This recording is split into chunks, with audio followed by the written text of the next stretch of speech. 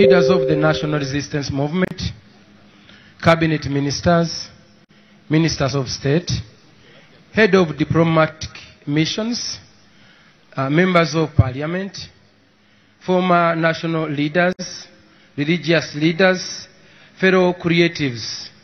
Mukama mulungi, ekiseera kyonna. Salamu alaikum. Amen. Your Excellency, we are so humbled to have you here. We are so honored to have you this evening as the creative sector. Banangi mwongere ku ngalo z'amaanyi. Who are we to have you late in the night, Your Excellency? We are so humbled. We are so honored. Me and my team, we organized a performance for you because we are launching an album we created as a gift for you, Your Excellency, for what you have done for us. Your Excellency, we cannot perform, we cannot do anything if there is no peace in the country. We are who we are today because of your sacrifices, the hard work. Your Excellency, you're the most hardworking person I've ever seen in my entire life. You sit in meetings from morning to evening every day, plus traveling from one border to another to make sure that we live peacefully, beautifully, healthy, everything. Your Excellency, you have given a platform even to us who have no much education to speak of, street kids. We are here. I can actually even speak a foreign language, but I have no much education to speak of. It is because you have given us a platform. Your Excellency, you're one in a million. Thank you so much. Your Excellency, we had a lot of performances for you. We have so many regions who are waiting to perform for you because we organized 1 hour.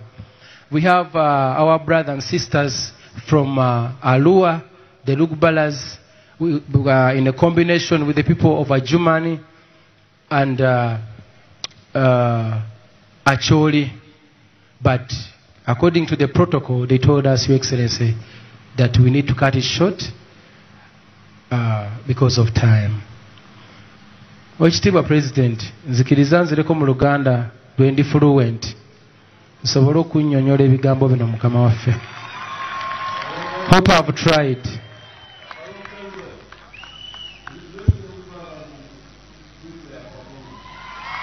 Amina mzee. Thank you so much mzee. Banya basigadde abalala. Abarugu bara n'abalala. Yes mzee. Banya basigadde abalala.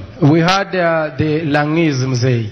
No problem, let's have them. My brothers of Lango come backstage. Led by Chairman Blood Moon, come backstage. And then you have given us a permission, Your Excellency. Let me invite the team led by Mr. Senkubuge Siasa to come and give you a piece as we organize the next piece. Thank you, Your Excellency. Pafoyo, thank you so much, Mzee. Oh yes. Obugalo wa His Excellency. Studios. Do you have regional offices? Can you please put it on? Quick. You don't have time.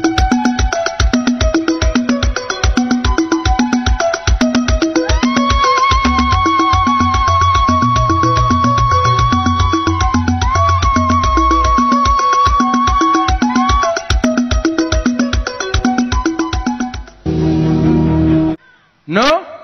Even the people of Kalamoja, right? Yes, even the people of Alua. Do you have? Yes, everywhere, Your Excellency. And I want to cut everything short so that we can keep time. Do you have something for the common facility? Please, in a few minutes. Mukama President, yenze Michael Kalumba. Nze atwala ebyekikugu oba Chief Executive Officer wa Uganda National Musicians Federation. Ekifo kino formerly bali bakiyita Siren Suits kati bakiyita Alu Hotel and Suits kamwange kifo kino kiwatugulira era fe abayimbi tuza ekitebe kyaffe ky'abayimbi bagiyita headquarters fe tutwala eggwanga lyonna wano obuyinza butandikira ne bubuna eggwanga lyonna ewali bannaffe abo boolabye nga bakweyanjulira mu videos boolabye kankutwaleko munda olabe obunene bw'ekifo kino.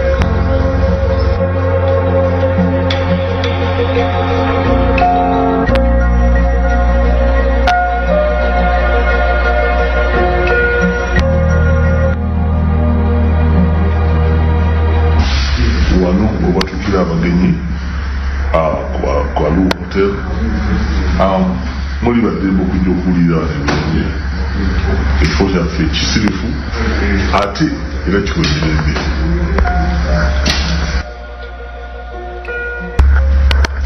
Okumala emyaka kati 3 kumpi kubanga tuli mu 2 n'emyezi egigwamu wano otutula buli lwakubiri ng'abayimbi fellowship oba okusinkanamuko giyite jam session yaffe ebeera buli lwakubiri.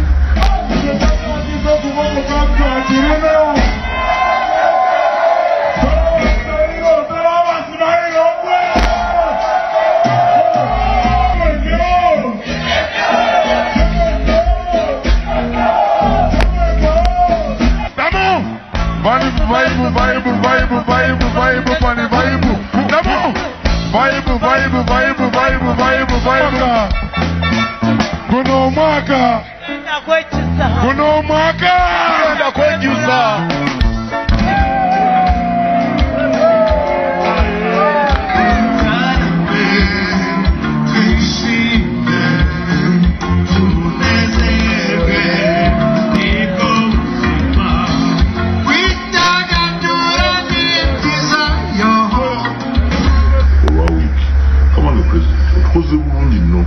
kubanga abayimbi baali baliyo mayumba gaabwe abamutemera bakulu bali long time bati watuwa ekifo kino buli lwakubiri tukuŋŋaanira wano ne tunyumyamu ne tuteesa ne tusekamu ne tuwona stress tweyanza nnyo mukama wange.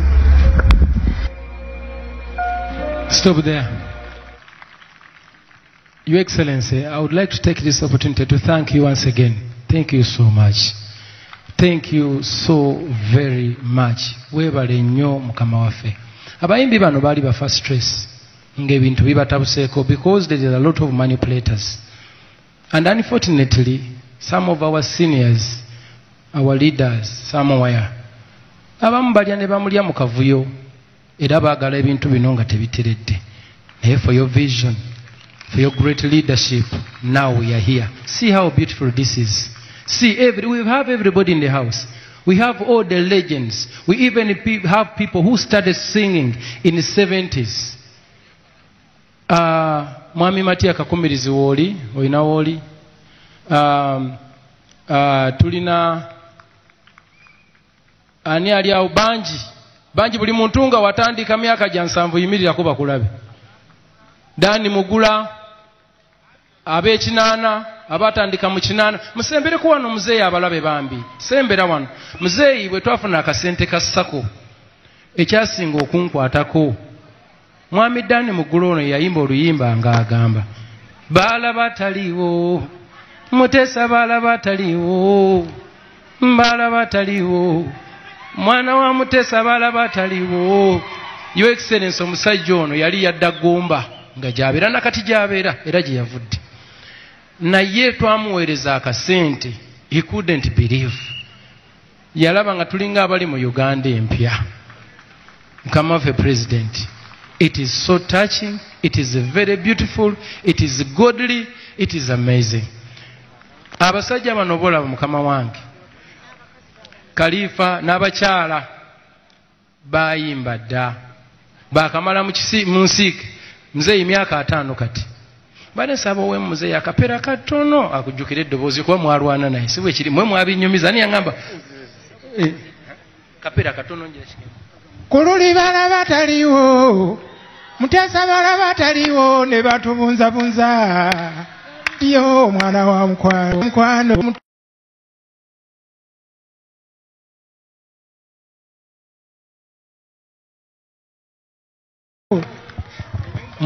muwe mukabalandi road katono tudaganya naye nga bannyinizo zibaweereza ennyumba mwe tusula zitudaganya naye nga bannyinizo zibaweereza luno olutalo olw'ennyumya ndulojja ndumanyi kubanza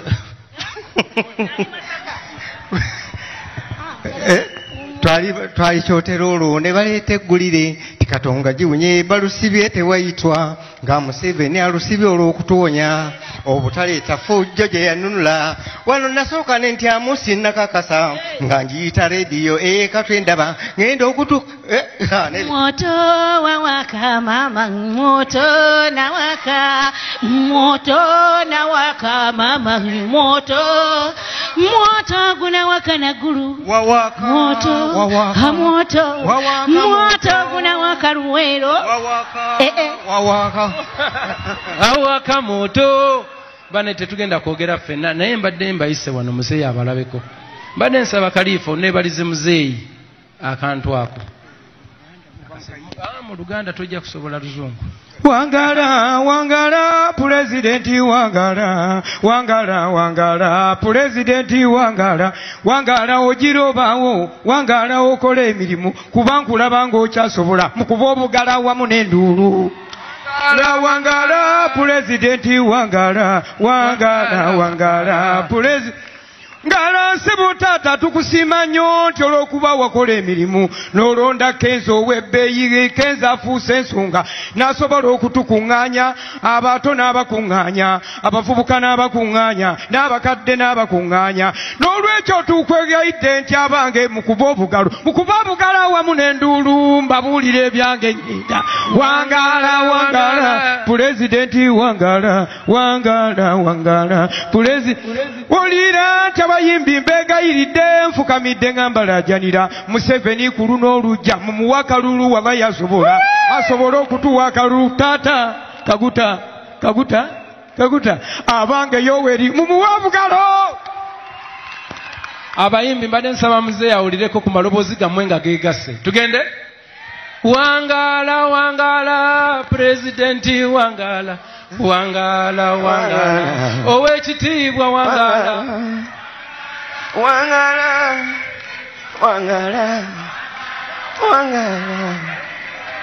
abange wangala ow'ekitiibwa wangala bannaye mulekerawo mbadde nsaba muddeyo mpolampola mwebale nnyo okubuuza kuwa ekitiibwa pulezidenti. Your Excellency, nyina abantu bangi simanyi ntandikirewa simanyi nkomewa.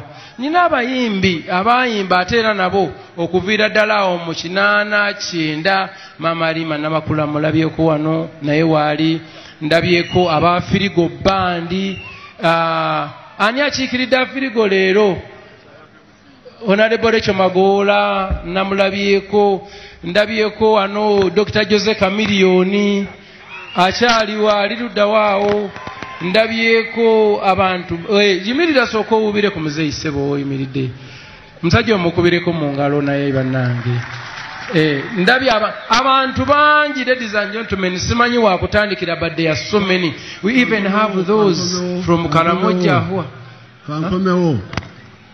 kankomewo yes muzeeyi okay muzeeyi bannaye nga muzeeyi bwajja nsaba okutwala akakisa kano okubeebaza. Thank you so much. Mwebale kujja okubeererawo muzeeyi.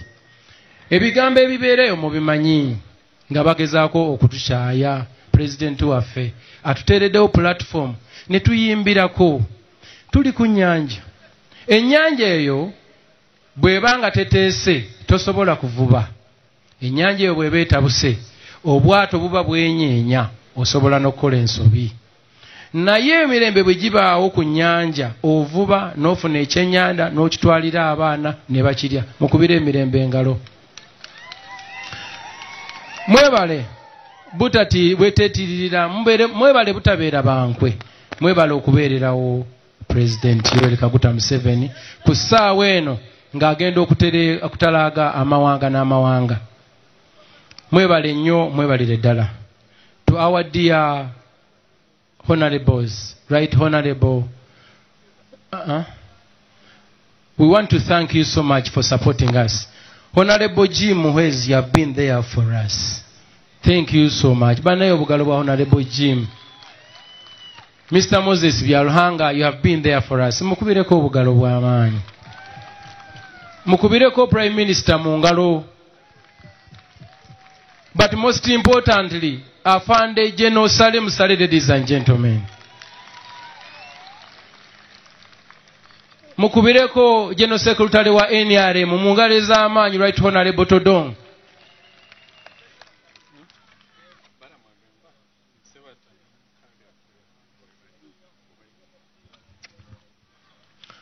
Muzeyi Sebata akyaliwo. Muzeyi Sebata mugonvu akyaliwo. Muzeyi Sebata yabaddewo aliya naye mugonvu, ennaku zino abeera mu ddwaliro. So I want to take this opportunity and I thank my dear Fiona Nyamutoro, ladies and gentlemen. Yes, for the last 3-4 days, she hasn't slept. She hasn't slept yet.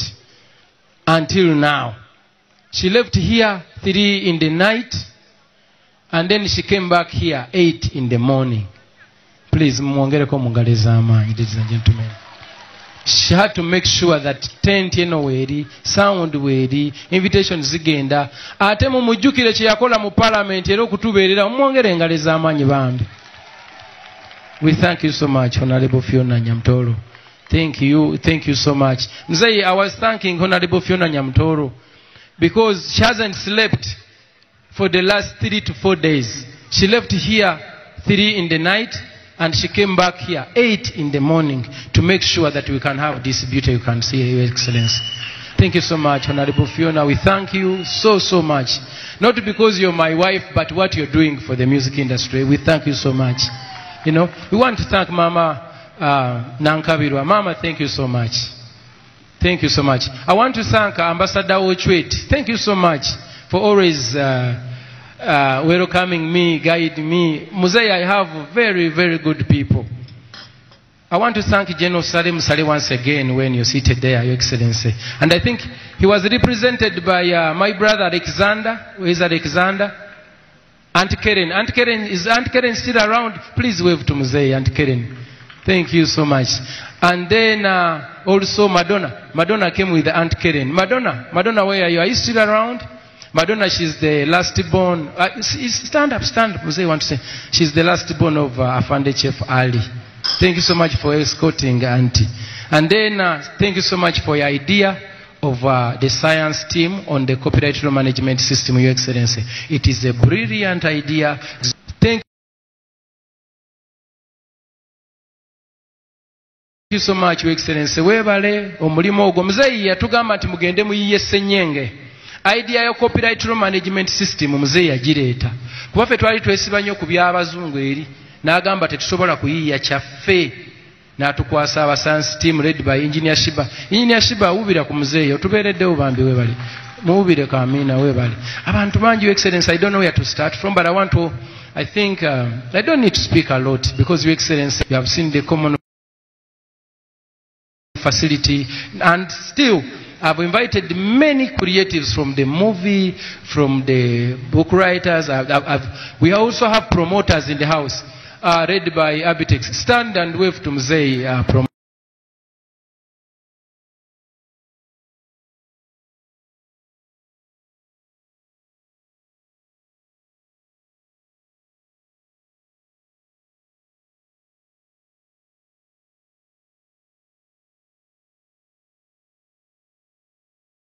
That we wanted to show Mzee.